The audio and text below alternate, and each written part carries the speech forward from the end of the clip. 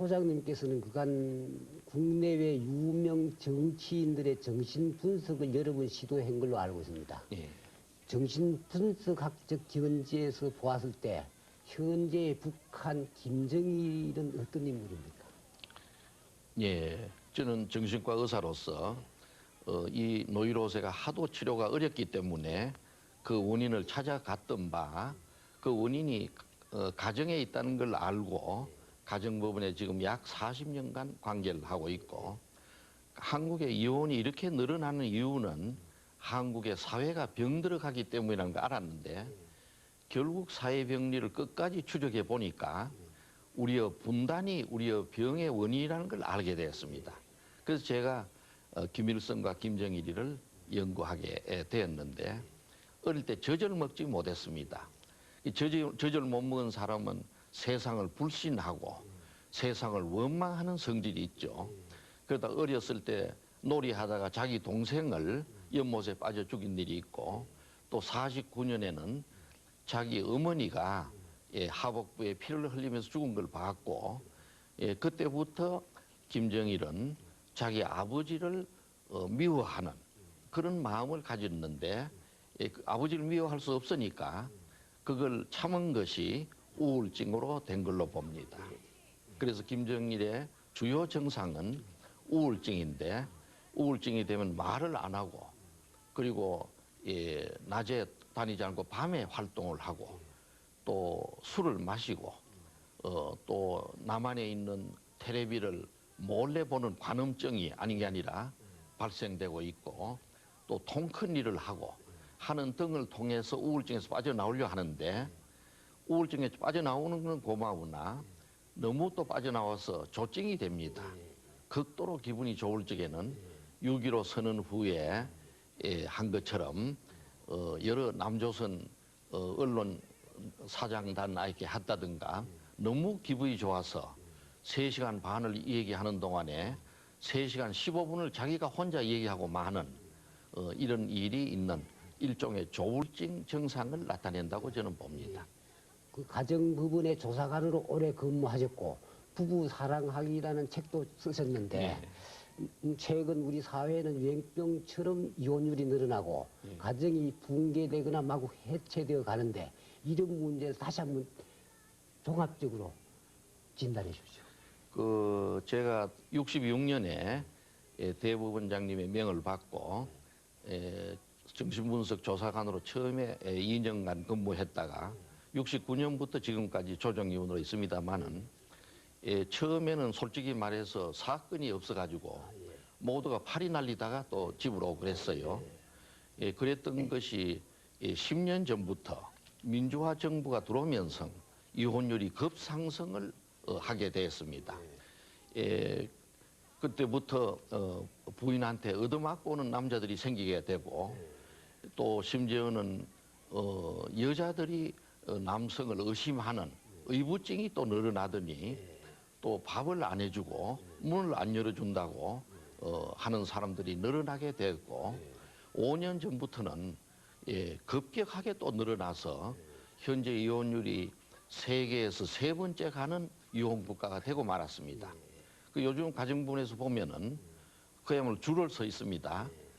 그런데 왜 이혼하러 왔냐 물으면은 문을 늦게 열어줘서 왔다든가, 밥을 또 잘 안 해준다든가, 월급을 안 갖다 준다든가, 어떻게 보면 사소한 문제를 가지고 보찜을 싸고 집을 나가고, 그리고 그릇이 날아가다가 결국은 이혼하러 온 사람들이 지금 많은데, 아마 이렇게 방치할 것 같으면은 대한민국의 가정이 완전히 붕괴될 것이고, 이 가정에 자라나는 아이들은 벌써 1/3 이상 병이 들기 시작하고 있다고 저는 보고 있습니다.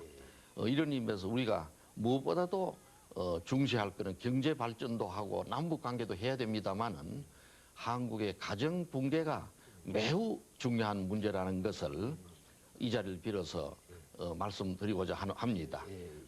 이런 병이 오는 것은 가만히 보니까 모두가 쾌락주의, 나의 쾌락만 얻자, 편리하자, 이런 걸로 주로 오고, 그렇기 때문에 결혼에 대한 의미를 한번 우리가 눈을 감고 새롭게 생각해야 될 때가 되지 않았나 이렇게 생각이 됩니다. 좀 비관적인 시각으로 세상을 본 사람들의 입에서 나온 얘기인지 모르지만은 현재 우리 사회는 무질서, 무원칙, 무분별이 극에 달했다고 합니다. 다시 말씀드리면 사회 중심축으로 작용할 수 있는 가치관이 아예 없다고 말도 합니다. 과연 어떤 가치관으로 우리 사회 중심을 잡으면 좋겠습니까? 아까 말씀드린 것처럼 우리가 갑자기 근대화, 민주화하면서 서양의 가치를 채택하게 됐는데 그것도 올바른 채택을 하지 못하고 또 우리 도양적인 아름다운 전통적인 가치관은 팽개치고 가치관의 공백 현상에 있기 때문에 사회에 어려움이 있다고 보고 특히 어느 문화나 어느 사회 할 것 없이 가치관을 창출하고 지도해 가는 것은 정치 지도층인데 정치 지도층이 많이 연구하고 백년지 대계를 연구하고 또 그래서 정책을 만들어내고 입법하고 또 교육을 시켜야 되는데 그 점에 있어서 우려스럽다고 저는 보고 있습니다. 그래서 많은 한국의 정치적인 걸 보면은 깊은 연구나 또 나라에 대한 사랑이나 또 이세에 대한 고뇌가 없이 그저 자기 믿는다고 해서 행동으로 옮기는 사람들이 정신분석에서 말하는 행동화 현상, 액팅 아웃이라 합니다만은 그런 사람들이 너무 많고 이래서 한국 사회가 갈팡질팡하는 사회로 되고 있다고 저는 분석합니다. 우리 시청자에게 마지막으로 기감이 될 수 있는 좋은 말씀 한 말씀 남겨주십시오. 우리가 흔히들 큰 인물이 되려고 하고 또 출세하려고 하고 또 아주 남보다 잘 살려고 모두 노력을 합니다. 그러나 오래 관찰해 보면은 진정으로 잘 사는 사람들은 그런 것이 아니라는 걸 깨닫게 되고 저는 역시 정신의 가치가 중요하고 이렇게 생각을 합니다. 이런 의미에서 우리는 물질적인 획득이나 또 본능적 쾌락을 만족하는 것보다는 먼 미래를 두고 자기의 뜻을 세우고 묵묵히 거북이처럼 나아가고 또 그러면서 이 인생을 살 적에도 눈앞에 보이는 것이 다가 아니고 깊은 그러한 깨달음의 세계로 가는 것이 중요하다고 생각을 합니다. 이렇게 볼 적에 이것이야말로 아까 모두에도 말씀드렸습니다마는 한국 불교가 가지고 있는 또 하나의 사회적 사명이 아닌가 보고 각별히 불교 텔레비 방송이 가지고 있는 그런 사명이라고 말씀드리고 싶습니다. 소장님과 대화를 나누면서 많은 아쉬움을 느꼈습니다. 좀 더 사실은 전문적이고 구체적이어야 하는데 방송 매체 한계가 그렇습니다. 감사합니다. 저명한 미국의 사회심리학자 에리 프롬이 이런 말을 남겼습니다. 선진국과 후진국의 차이는 경제적 차이로 판가름나는 것이 아니다. 문제는 그 나라 국민들이 소유 가치를 추구하느냐 존재 가치를 추구하느냐에 달려있다. 말하자면 선진국 국민들은 질 높은 문화적 삶을 향유한다는 말씀입니다. 그렇다면 현재 우리 한국인의 모습은 어떠할까요? 이상으로 김영무가 만나는 문화의 시간을 마감하겠습니다. 시청해 주셔서 감사합니다.